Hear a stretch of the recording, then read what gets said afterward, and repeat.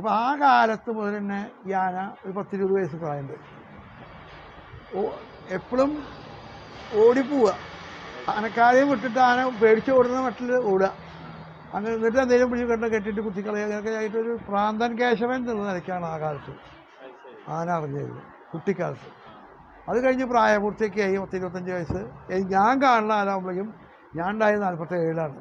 അപ്പോൾ 47 ആകുമ്പോഴേക്കും ഈ ആന 47-50 ആകുമ്പോഴേക്കും ഈ ആന ഒരു 10-40 വയസ്സ് പ്രായം ആയിട്ടുള്ള സമയമാണ്. ഞാൻ എൻ്റെ 11-ാം വയസ്സിൽ ഞാൻ ആനപ്പുറം കയറി തുടങ്ങിയില്ല.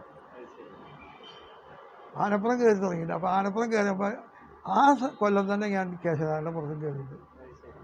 ഞങ്ങൾ ആദ്യം കയറിയത് പത്മനാഭൻ, ചെരിഞ്ഞ പത്മനാഭൻ്റെ പുറത്ത്, അതിന് മുമ്പ് ഗോപാലകൃഷ്ണൻ, അങ്ങനെയൊക്കെ.